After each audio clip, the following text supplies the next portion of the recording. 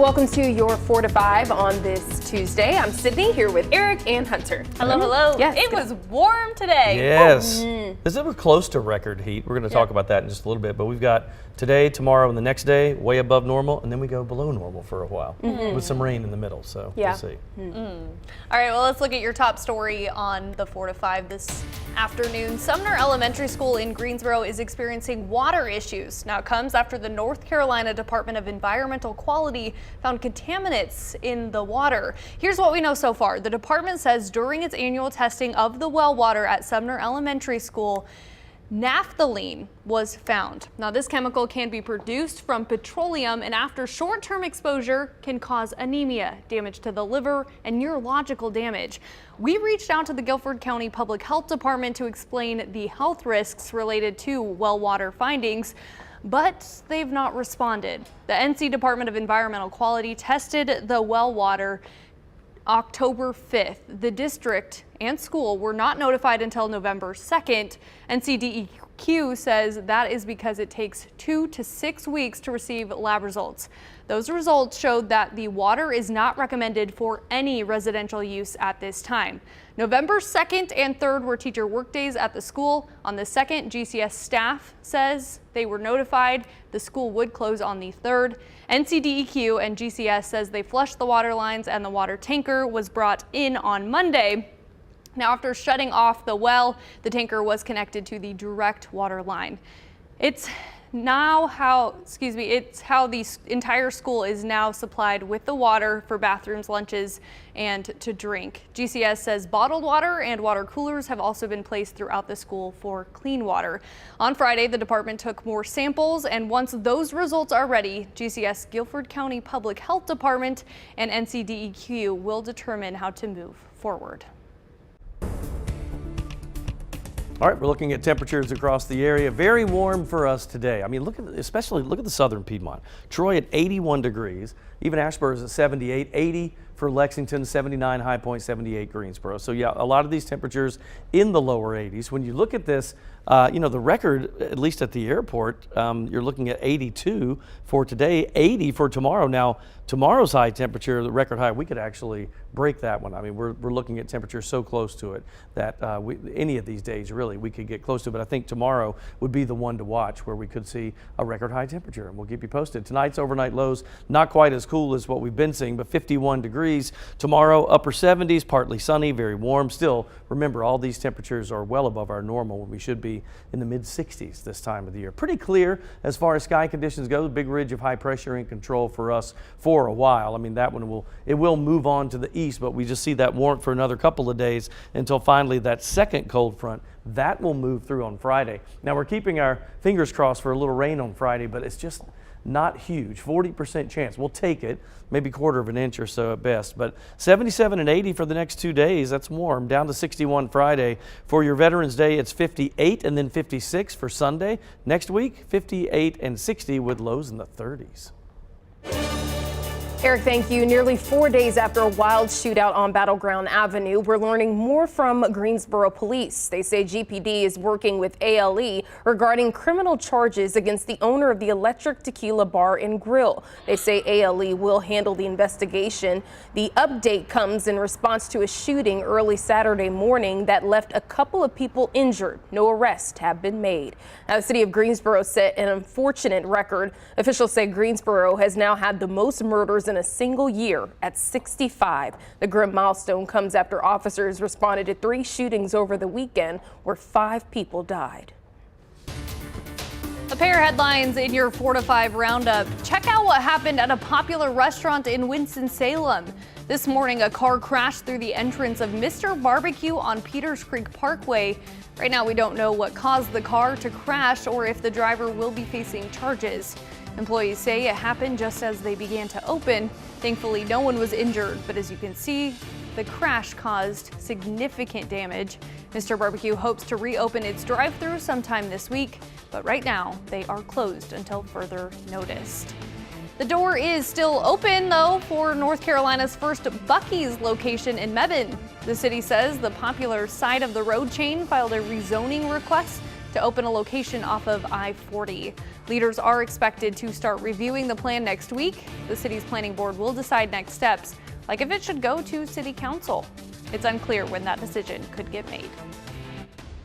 Well, time is running out to vote in your municipal election. It's election day in more than 400 other cities in the United States. There are dozens of local races across the triad, but not every city and town has a ballot. One of the top watched races here in our area, High Point Mayor, for High Point Mayor, that is. Now, Councilman Cyril Jefferson and Victor Jones are running. They each advanced out of the primary earlier this year. Incumbent Jay Wagner is running for U.S. Congress. Voters will also pick new mayors in Burlington, Gibsonville, Pleasant Garden, and Summerfield. Several places are also expecting board members. Now, if you have questions about anything election related, we have a voting guide along with sample ballots and rules on our website. Just search the phrase election 2023. And another reminder, you must go to your assigned polling place on election day. It's based on where you live and is different than early voting. You can search your location on the State Board of Elections website. The polls is open now until 7:30 p.m. And you don't want to miss this. It is week 2 of our Panthers ticket giveaway. All you have to do is answer the trivia questions on our website. Doesn't matter if you get them right or wrong, really, since we are the official station for the Carolina Panthers. The winner will get 2 tickets to a game plus a swag pack. Trivia for week 2 giveaway, that will close Friday at 3 p.m. Good luck.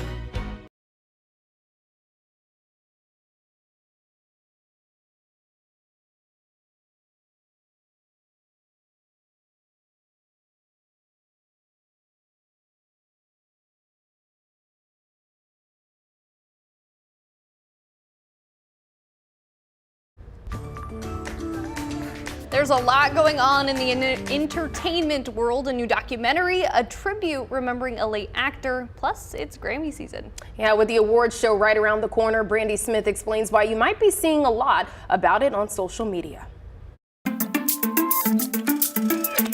Why are artists asking for Grammy votes on social media?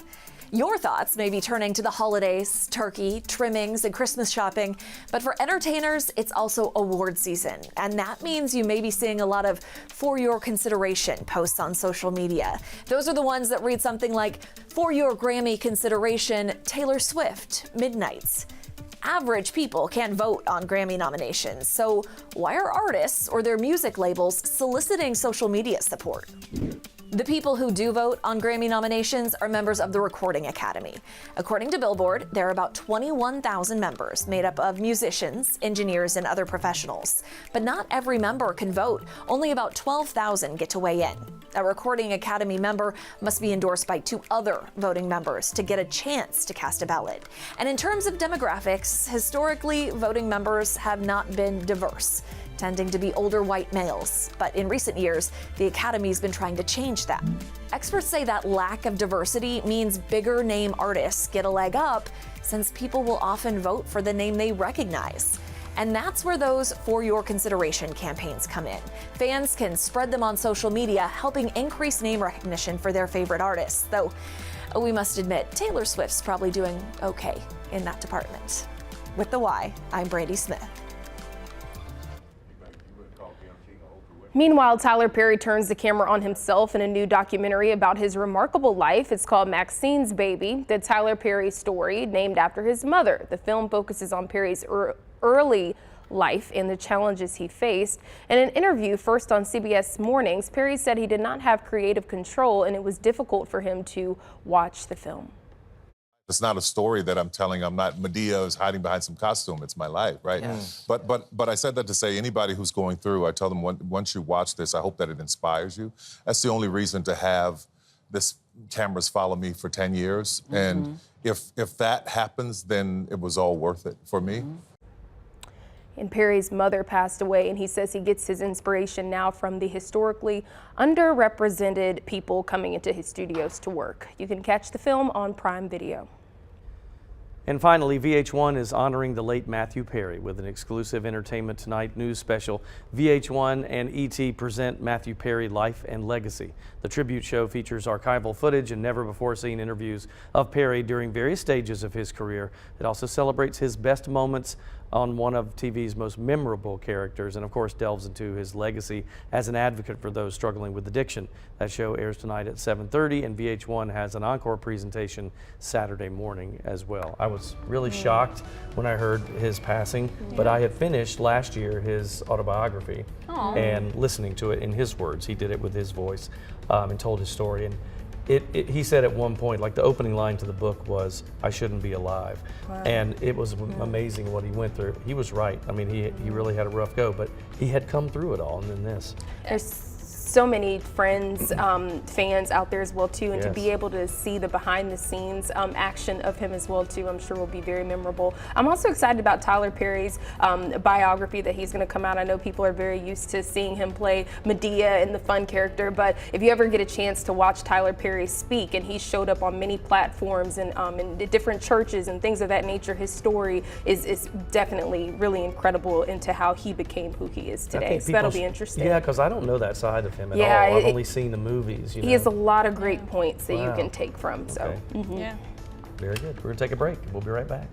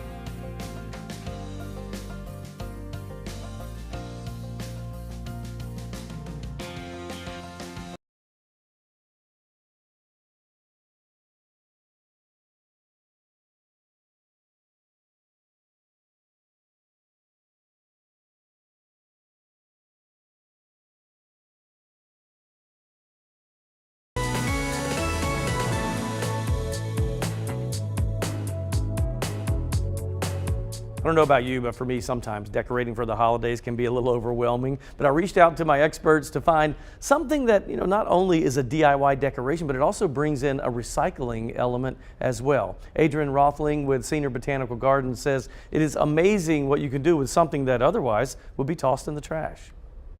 About 4 years ago, maybe 5 years ago now, the tulips bring in so many people. Thousands of people come and visit our gardens in April. So I said, we need to do tulips in winter. How are we going to do this? So we started retrofitting plastic bottles, 16 ounce and 1 liter, and cutting, shaping, spray painting, and then trying to figure out how to make it look like a tulip. And that's what these are back here behind me. Yeah, Adrian says it's really simple and you really don't have to be so crafty to be able to pull it off. Take little pruners or something like that, but we'll cut a 16 ounce or a 1 liter bottle in half. We use both pieces. We even use the mouthpiece and we use the caps. So really nothing gets discarded. We'll take our little pruners and to make like the eye, it's like having eyelashes, those parrot tulips, and you just do a little fringe around the base or around the where you cut it. And then we'll actually take a heat gun and we will kind of blast it just a little bit to give it a little bit of a curl. And then we take a soldering iron to actually poke a hole through the bottom of the bottle where we can insert the light. Everything is lit.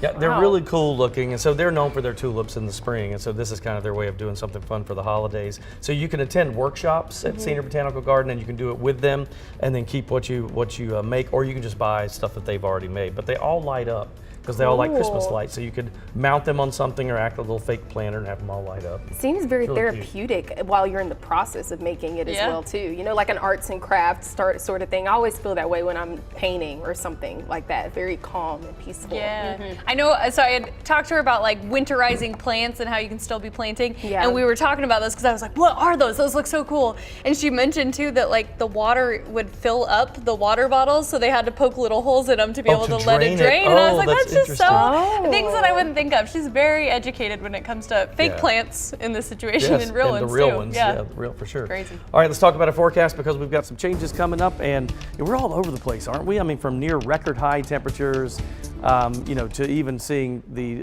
temperatures drop below normal by next week. So right now, 78 in the Triad, 77 in Asheville, Columbia at 80, and it's close to 80 in Charleston too. Tomorrow, though, as we head into your Wednesday, look for those highs going in the upper 70s, lots of sunshine. We really don't see a great deal of a rain chance until Friday, and we're keeping our fingers crossed because we're kind of in a drought situation for parts of the state for sure.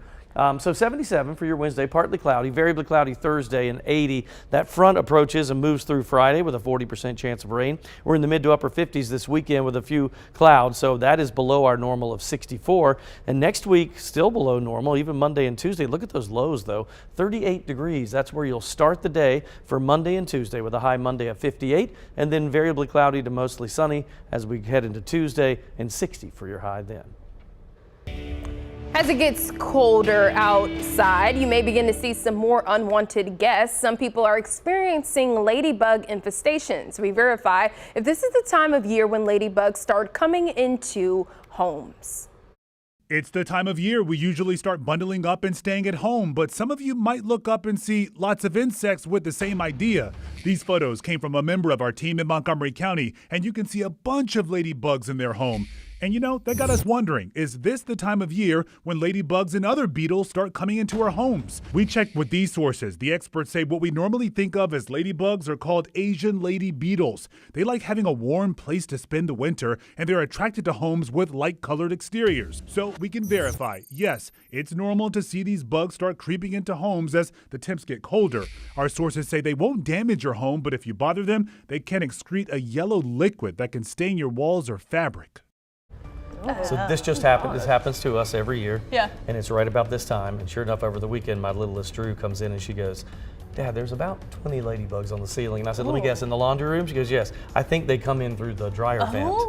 And then they come inside because it's warm. And they just hang out on the ceiling for a while, and then they either leave or they don't make it, one or the other. Yeah. So in about a 3-week period, they'll be gone.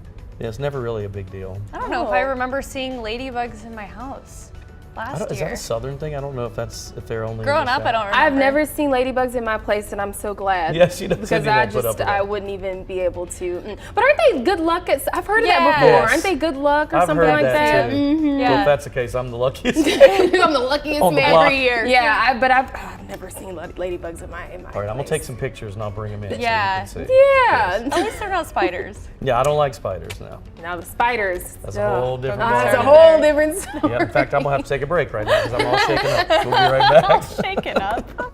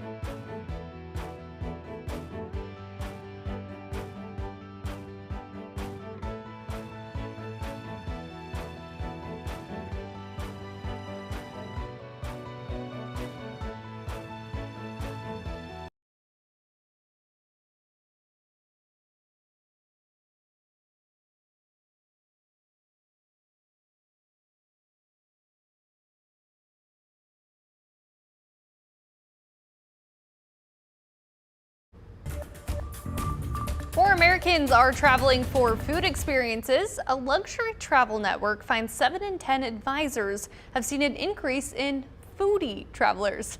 Wendy Gillette reports on the taste-driven uptick from Chicago. A DJ recently jump-started the party at Nobu, Las Vegas, celebrating the 10-year anniversary of the hospitality brand's first hotel at Caesar's Palace, with free-flowing sake, caviar-topped tacos, and decadent desserts. We have great teams. Chef Nobu Matsuhisa remains at the helm after launching his empire with actor Robert De Niro and Mayor Tepper. Robert De Niro was the one that said, why don't we do our own hotel? I think it should work. It did work, thanks in part to Japanese-inspired rooms, Nobu spa treatments, and room service from Nobu restaurants, which are always a part of the brand's hotels. There are now 37 around the world, either open or in development, mirroring the explosion in culinary travel. This is a tuna. Celisa Flores from Huntington Beach, California, has visited several, including the Las Vegas property, where we stayed for a special rate. It's so fresh and just really amazing, innovative ideas with really simple ingredients. Chicago is also a mecca for food lovers, and even more so now thanks to a very popular TV series based on this real-life Italian sandwich shop, Mr. Beef. No, chef, that is not respect. Fans of the Bear visit Mr. Beef to show respect. Yes, chef. To the charismatic owner. At least in my eyes, I feel like it kind of immortalizes surprised us. Other restaurants making appearances in the show include Publican Quality Meats, Avec, a longtime local favorite, and Ever, with 2 Michelin stars and dishes that look like this and this. The feedback has been incredible from the guest perspective. The staff were incredibly excited about being in the program as well. A Chicago food tour inspired by the show launched this month. It's actually by popular demand that we're starting the tour, which is really awesome. Another option for eating your way through the city. That is my favorite thing to do. Me Whenever I too. travel, the first thing I do look up is just different places to eat, and I try to find stuff that, you know, I haven't tried before, but I like to say it's a best. hobby of Honestly, mine. yeah. Well, the food tour is based on The Bear. It's now running every other week on Saturdays. It lasts 3.5 hours Wow. and costs $129 a person. Yeah, but that's 3.5 hours. True. of Eating at all these different, I would do that. Different I- places. Honestly, That's though. a great experience. I would do it too. I'm gonna tell you, if you want like crazy upscale food in the state of North Carolina, I think the Umstead Resort in Cary is one of the best. But it is, you know, food that sometimes it gets so frou-frou that it'll get out of your, like I can't really decide whether I like it or not. Sometimes it's like that there, Yeah. but you have to, you know, you got to experience some new things once in a while. Yeah, got to get out there. It's really good. Food Really is good. food, man. I just put Why it do down. they show this to us now? I'm starving. That's what I'm saying. I'm like, it's right before dinner Yeah, they had time. a really good dessert there with caramel, marshmallow, chocolate inside. It looked Our delicious. producer Aaron did this to us on purpose. Aaron. We'll be right back.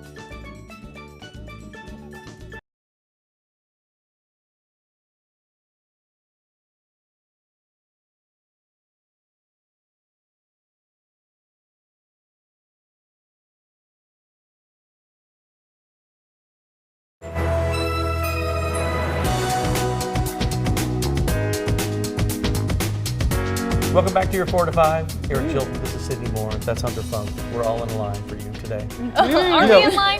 all in. Well, we're never in line. We're never in really, line. Yeah, truth be known. In a minute, we're going to talk about a forecast that shows possible record tying or breaking high temperatures tomorrow. Technically, possibly the next day, but what we really need is rain because of the drought, the wildfires. We're going to talk about that coming up in just a minute. All right, well, first, we're going to begin with the war in the Middle East. 1 month after Hamas carried out its terror attacks in Israel, plunging the region into a bloody conflict. Israel's prime minister says Gaza City is encircled with Israeli soldiers operating inside of it. Skylar Henley reports from D.C., where family members of some of the 240 hostages being held in Gaza by Hamas are speaking out. Israeli Defense Forces released video Tuesday showing the destruction of a tunnel in Gaza, which they said was a Hamas structure. Israel's defense minister says for the first time in decades, Israeli forces are in the heart of Gaza City as they try to dismantle the terror organization responsible for the attacks on Israeli communities a month ago today. The ground war is expected to be long and difficult. Hamas released footage showing what it says are Hamas fighters targeting Israeli military positions. As the fighting intensifies, many Palestinian civilians remaining in Gaza City fled. Some expressed support for Hamas as they evacuated. Even I'm not Hamas, but all the Palestinian people together with Hamas, and Hamas is the beast. Hamas says the death toll in Gaza is now more than 10,000, including thousands of children. Israel continues to reject calls for a ceasefire until Hamas releases the hostages. Relatives of some of the 240 held captive visited lawmakers here in Washington to share their stories. This man's 9-year-old cousin, Ohad, is among the hostages. Ohad had a birthday 2 weeks ago. He's a smart, sweet boy. He shouldn't spend his 9th birthday in captivity. He should not be in captivity at all. No kid should and no civilian should. In Tel Aviv, Israelis held a moment of silence to mark the 1 month since the attacks, remembering the 1,400 killed and the hostages waiting to come home. The U.S. State Department says it has assisted more than 400 U.S. citizens and other eligible individuals to get out of Gaza. A little on the warm side, aren't we? We should be in the mid-60s, and a lot of folks are seeing low 80s right now. So 16, 18 degrees above normal, and that's not a stretch. That's exactly where we are today, possibly again the next 2 days. We are all clear on the satellite and radar combination here. In fact, even when we go out and see the eastern seaboard, you have to go as far north as New York really to see any kind of rain. It's kind of spotty up that way, but for us, big ridge of high pressure, this stays in control again for us. Even as it moves on, now you're looking, this is Wednesday morning, there's Wednesday afternoon. Yeah, the high pressure just pumping in that warmth. Now that cold front will probably start to increase clouds for us on Thursday, but we don't think it's going to get through until Friday. Now the rain chances with that, because a lot of the energy with this, or the rain, will be north where that low pressure center is, so we're left with the trailing cold front, and what's left of that doesn't give us a great chance of rain. It's only a 40%, and only on Friday for the most part. 51 degrees for the low tonight, mostly clear and mild. Tomorrow, 77, partly sunny. Your 7-day forecast shows upper 70s and right at 80 by Thursday. Most of our records this time of the year are between 80 and 82, so we'll see how Thursday goes, maybe even tomorrow. But 61 on Friday with a rain chance. Keep your fingers crossed for that. We need it. Mid to upper 50s for highs this weekend, but the cold air for overnight lows is really next week. That's Monday and Tuesday with lows around 38. The high Monday 58 and the low Tuesday closer to normal at 60.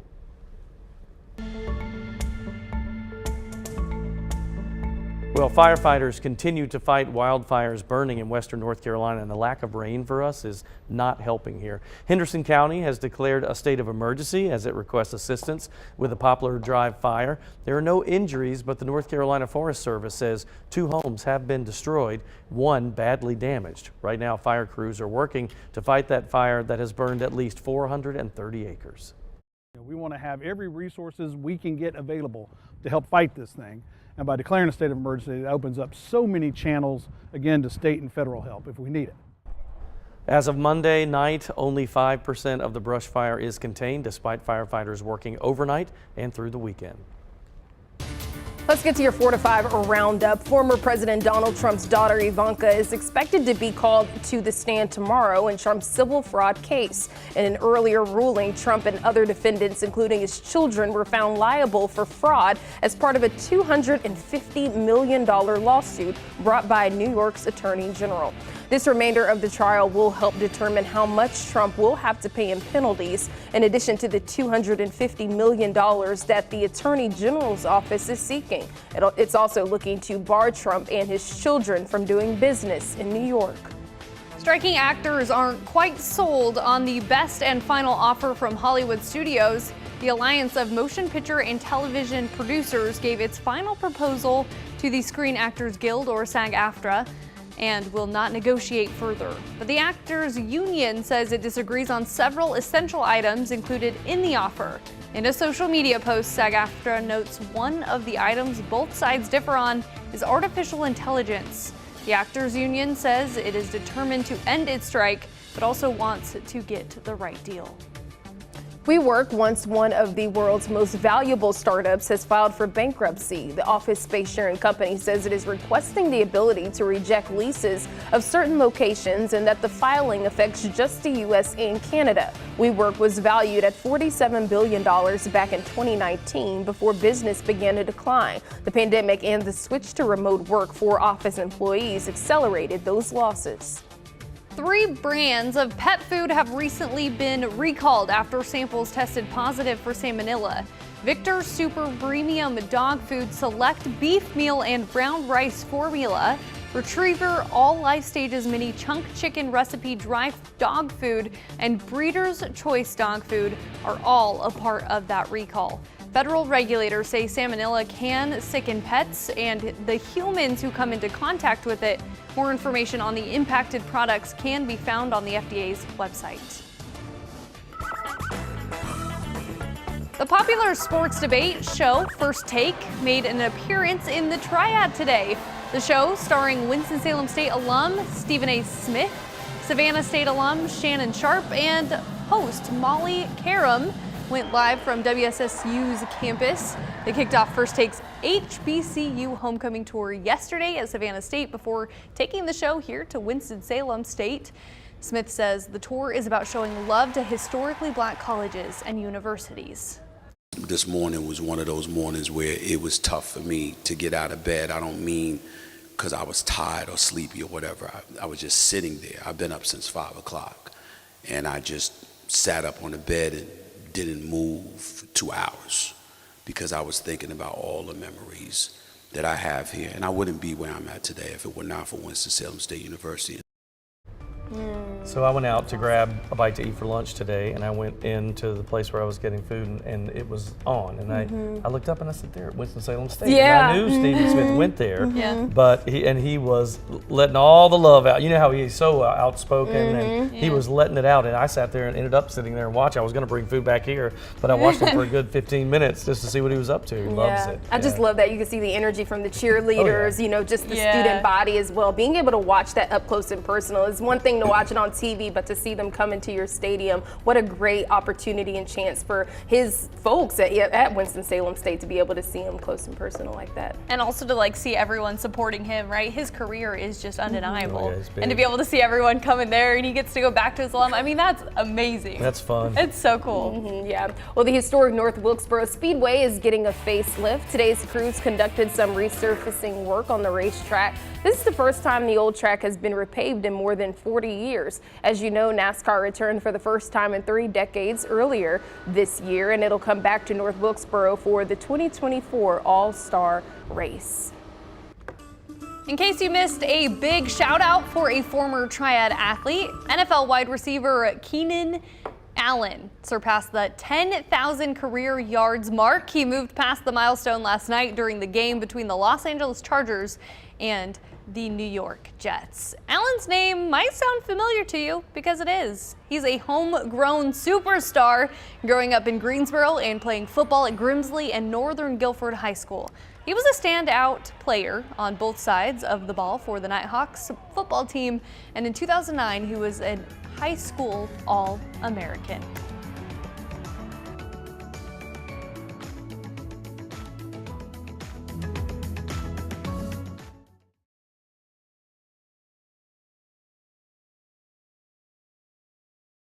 Hey, ice cold milk and an Oreo cookie, they forever go together.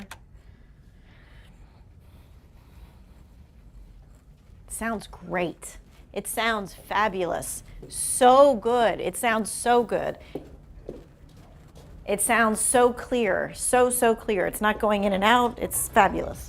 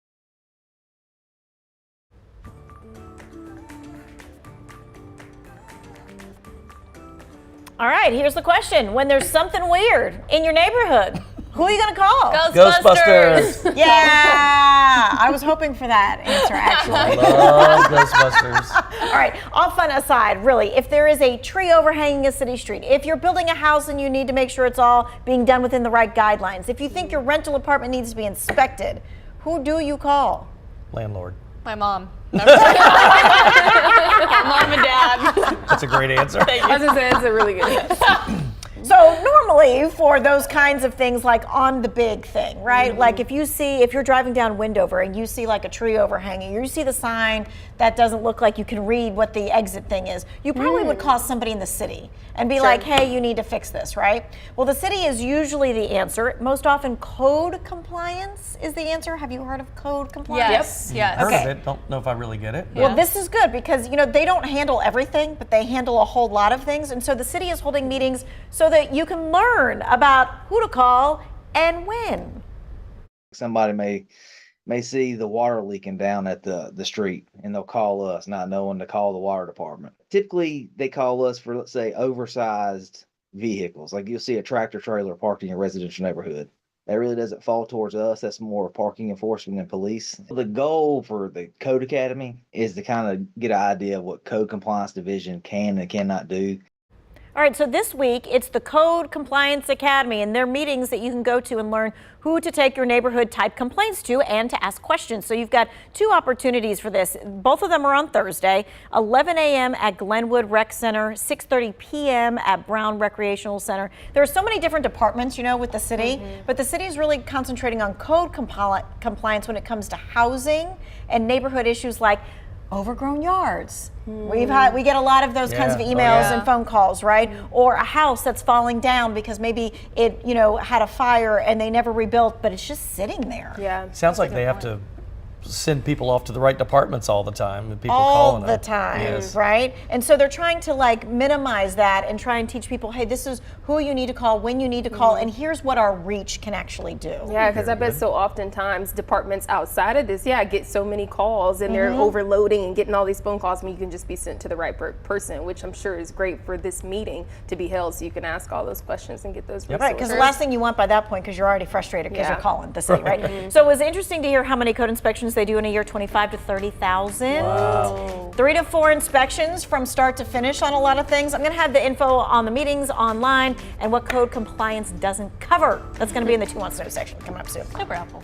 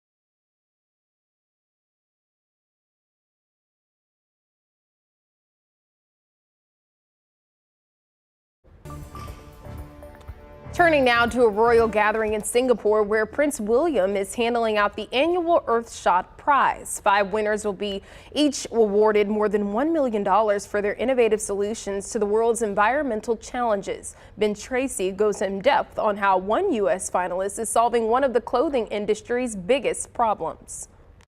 We're on a mission to protect the planet from the cost of clothing. Connor Hartman is Chief Operating Officer of Cirque, a climate tech startup in the former textile mill town of Danville, Virginia.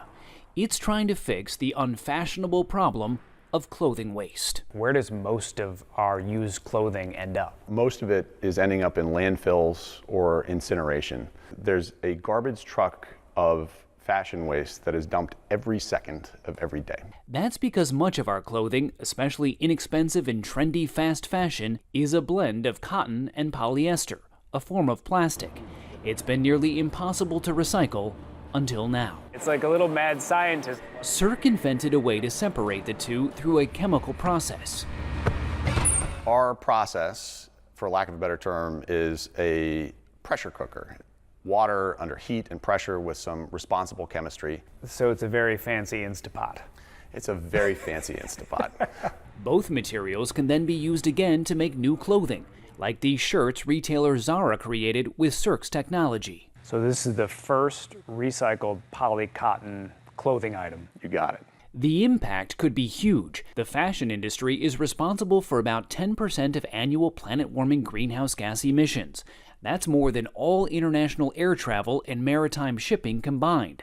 Right now, less than 1% of textile waste gets recycled back into textiles. We can overcome our planet's greatest challenges. Prince William is giving Cirque a big boost, naming it a finalist for one of his Earthshot prizes. When you guys found out you were a finalist, what was your reaction? It was pretty emotional, honestly, and to get this level of recognition for a solution that we know is going to be the future is really inspiring. Cirque plans to open its first of several industrial-scale factories by 2026 and refashion the way our clothes are made.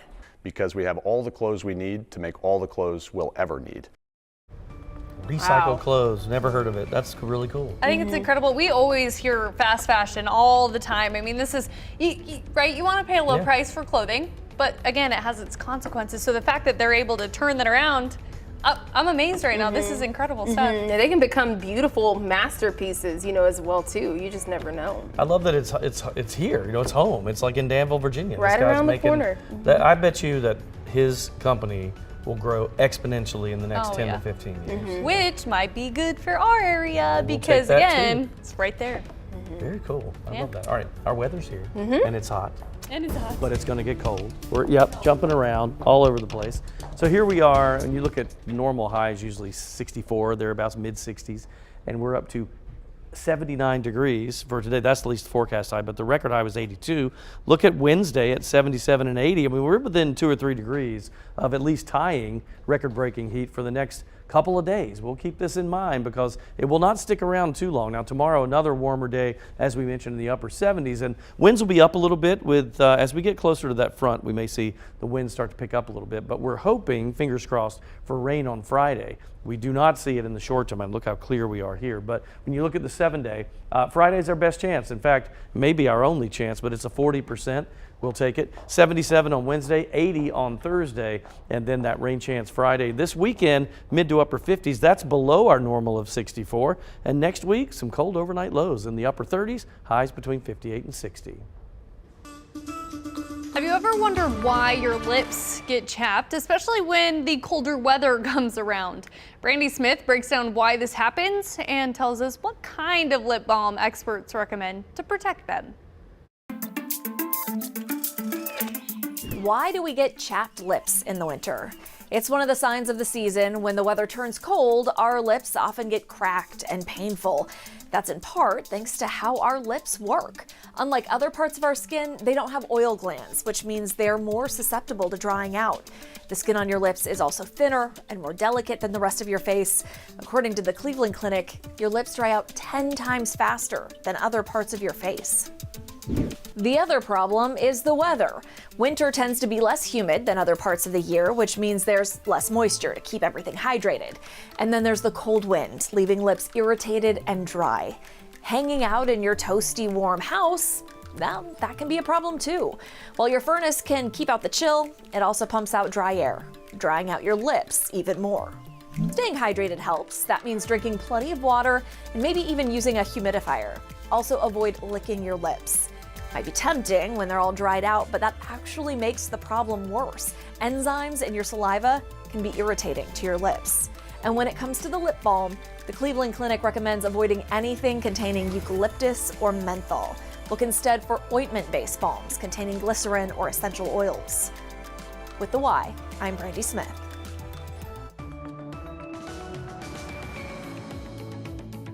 Hey there, it's your friends from the Good Morning Show, Ben, Lauren, and Megan. Do you have a little one who's turning 2 years old? We want to celebrate them on TV with Who's Turning 2 Tuesdays. Text birthday to 336-379-5775 to find out how to submit your birthday boy or girl. And from all of us on the Good Morning Show, happy birthday!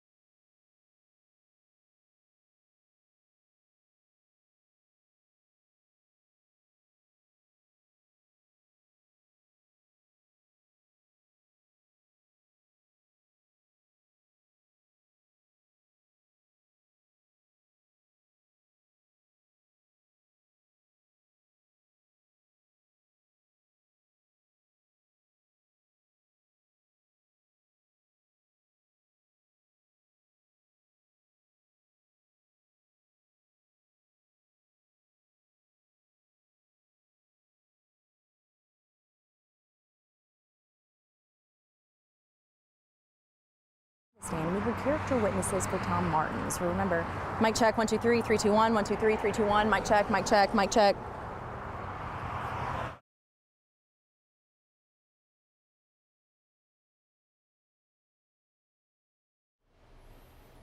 Hello, 1, 2, 3, 4, 5, 6, 1, 2, 3, 4, 5, 6, 7, 8, 9, 10.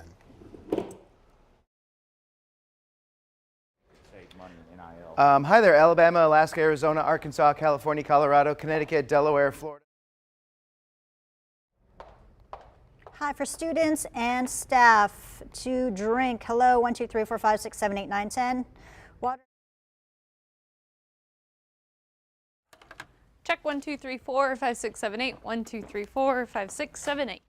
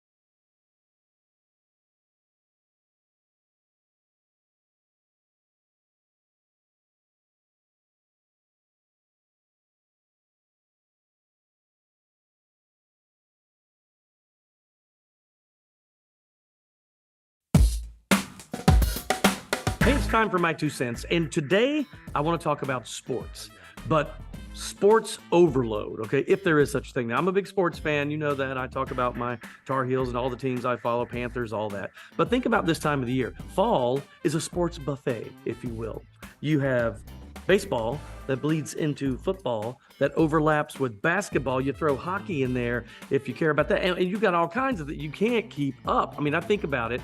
2 ACC games a week with my team that I want to see, and then in the other big headline ACC teams for basketball, you've got, if you follow a high school, which I do, Northern Guilford, you've got that on Friday nights. You've got college game on Saturday, other games you want to watch on Saturday as well. NFL, Sunday, Monday, Thursday. It's like you don't get a day off, and it can be overwhelming even though we love it. When most people hear the song, it's the most wonderful time of the year, they think of Thanksgiving, Christmas, and the holidays. For sports fans, it's now, right now. But it can be overload. Take it easy. If you look at a whole week at a time and everything you have to keep up with, it is overwhelming. You pass out, then you miss all the games. And don't forget, you got that pesky job that gets in the way of all this too. So here's what I do. Literally do this. Don't laugh. Don't laugh. I put it in my calendar, all the games I want to see, and I look at it one day at a time. That way, little digestible chunks, right? Yes, that's right. That's the way you do it. Just deep breath, everybody. And wait, don't show that. That stresses me out. Now I'm back to stress level, DEFCON 5 again. Thanks a lot, editor. That's just my 2 cents. That's your 4 to 5. WFMY News 2 at 5 starts now.